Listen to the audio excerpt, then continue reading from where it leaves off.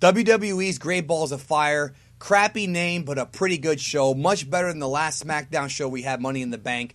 This show, of course, was headlined by the highly anticipated Lesnar versus Samoa Joe match. A match that I have wanted for many, many years. Samoa Joe was my favorite wrestler from 2004 to 2008. He was on fire, having amazing matches for those 4 years. Just became my favorite, total badass. He was Ring of Honor champion for most of 2003 and most of 2004.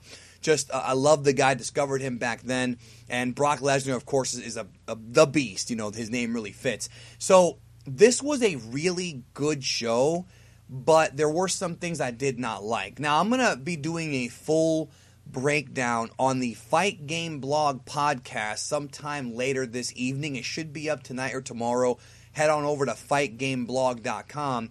It's the Fight Game Pod podcast. I'm going to be recording it after this, where I'm going to do a full breakdown of the show. But on this video, I want to focus on kind of what I liked and what I didn't like. And I'll be joined by Brandon Draven and Double G on there, so check that out for sure if you want a full breakdown. So I want to real quick first talk about a couple of things that were kind of weird about the show. The Enzo and Cass match, it was a complete one-sided squash. Now, I expected it to be a squash, but I thought that the Enzo promo before the match started was something that was a really well-done promo. It was a long promo about Frank Sinatra and a song he did called That's Life. And then when Kaz beat him, it was sort of like... And Kaz squashed him the entire match. It was sort of like a burial, like a real burial. I feel like if he hadn't cut that promo...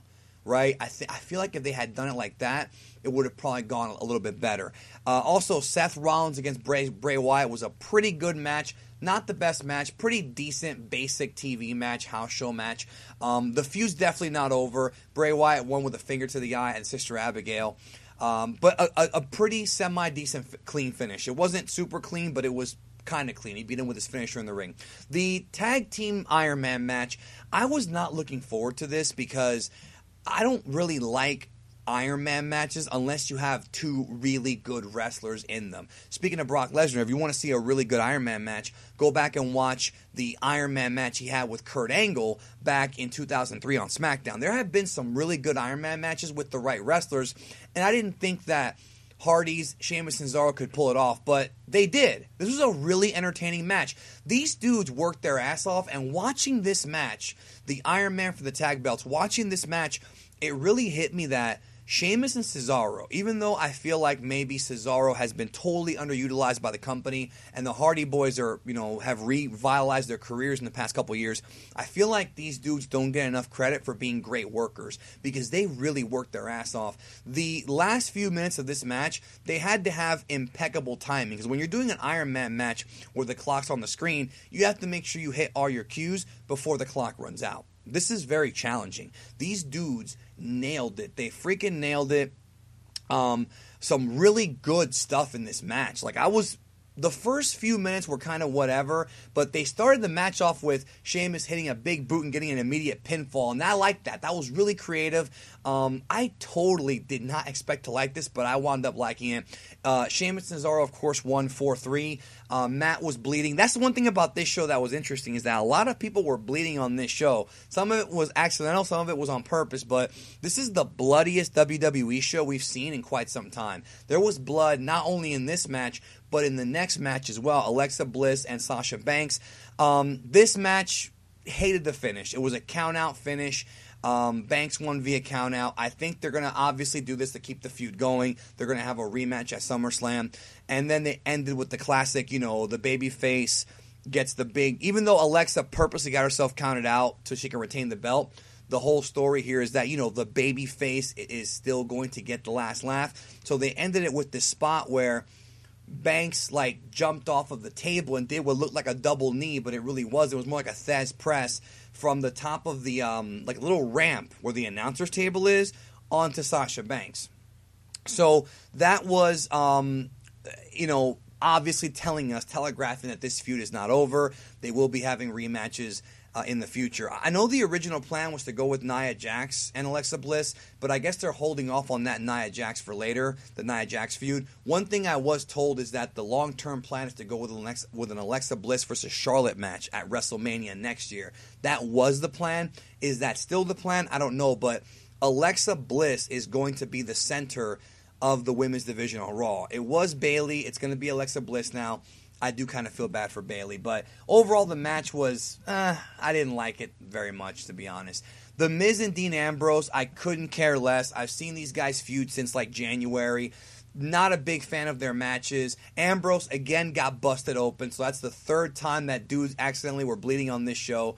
The Miz won again. This feud just needs to end. I do like the fact that Curtis Axel, and Bo Dallas now have something to do. I like the fact that Miz now has a dog and pony show. It's Miz, Maurice, and two of his lackeys. I really like that. But I think Miz has to move on to another opponent, whether it be Finn Balor, who I thought was going to wrestle a Drifter on this show, but they didn't do it, or another babyface. This Ambrose feud is just, I'm done with it. I don't want to see it anymore. Hopefully this is the end of it. Now, the big highlight of this show was the double main event. Roman Reigns versus Braun Strowman in an ambulance match. This was absolutely crazy. This was absolutely nuts. These two guys killed each other. Without a doubt in my mind, Braun Strowman and Cody Rhodes are the two most improved wrestlers of 2017. These guys are just incredible, incredible talents. And Braun Strowman especially, this dude was a big stiff just a few months ago, and he's improved in every way. His presence is better. He understands his character. He's much better in the ring. He's better at taking spots. He's got balls. Really respect this dude. Did they do a double turn? It looks like they did. It really came off. This really came off like a major, major double turn here. They did a spot which was completely out of the Attitude Era, completely out of, if you want to go before the Attitude Era, ECW, or even before that, you can go, because they didn't have that big of a budget, you can go to UWF or Memphis Wrestling to see this kind of stuff, where Reigns went for the spear, Strowman moved out of the way, Reigns gets in the ambulance, it's closed, Strowman wins the match. Reigns, who lost the match by making a dumb move, pretty much tried to murder Braun Strowman. This dude literally took Strowman, beat him up with like a light or something, threw him in the ambulance, then drove the ambulance to the back and backed the ambulance into another like semi. And the whole, like a semi-trailer. And the whole thing was crazy because they tried to tell us that like Strowman was dead. Like they made it seem like this dude was freaking dead, and that's crazy. Just absolutely nuts with what's going on here. Just absolutely crazy. Just like, and then what happened was they had a Heath Slater-Kurt Hawkins match that they were just kind of doing. They didn't even show the finish. Like, they just didn't care. It was there to entertain the live crowd. And what they were doing is in the back they had a segment where, and the thing is, before Roman rammed him into the thing, they kind of showed a close-up of his face, and he had like an evil look on his face. So it looks like they might actually be going finally with the Roman heel turn or with a double turn, because they really felt this way. So he rams the ambulance to the back. They have the Hawkins match, and they're showing like, you know, other EMTs coming in to use the jaws of life to free Strowman from the back of the ambulance. And Strowman is like crawling out, like he's literally crawling out, like barely alive. And they try to give him help and take him to the hospital, and he pushes away all the EMTs, and he's like, no, I'm going to leave on my own 2 feet. This was total like Bret Hart, Steve Austin, WrestleMania 13 stuff. He's such a tough guy. He's such a badass that he didn't need to get help. He wanted to leave on his own. This was an amazing segment. Really came off like Strowman's going full babyface. And I have a theory that I think he's not going to challenge Brock Lesnar for the belt at SummerSlam because he's going to have internal injuries from this. And instead it'll be Roman Reigns, which will get boos. And I'm really curious about what direction they go in now. But this was amazing. I want Roman and Strowman to have matches forever. Like, this literally made the show awesome. This one match made the show awesome. Brock Lesnar, Samoa Joe for the Universal title. So this was awesome, okay? There was a big fight atmosphere there. Joe attacks Lesnar before the match, and Uranagi's him through the table, and Lesnar's selling this like, oh shit, like, you know, he's, you know, selling it like he's really hurt, you know, and it was through the table.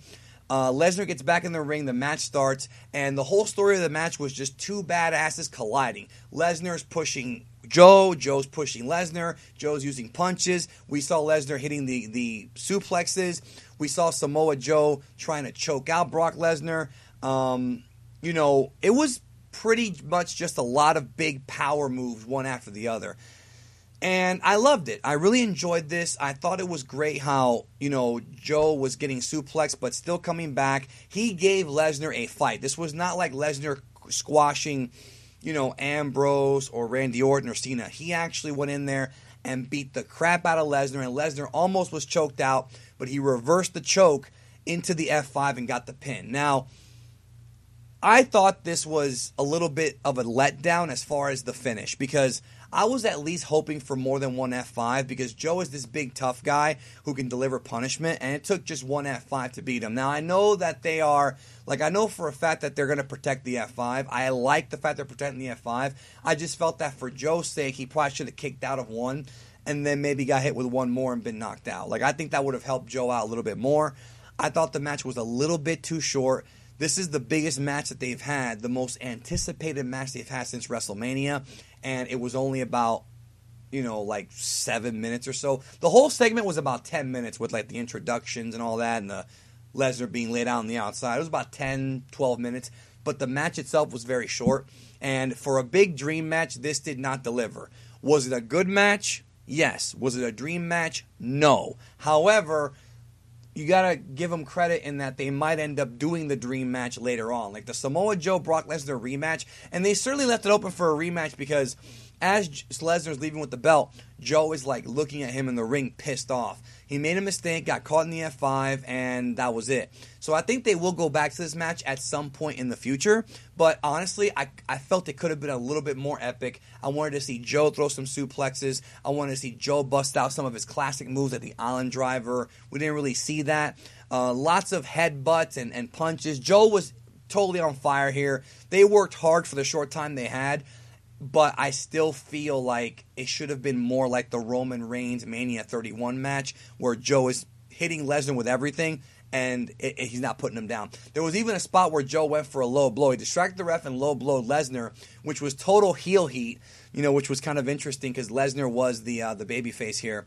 But I just kind of wanted a little bit more of an epic match, like a real legendary classic, and it was not that, but it was still a good match. It was still a good Lesnar match. Power match.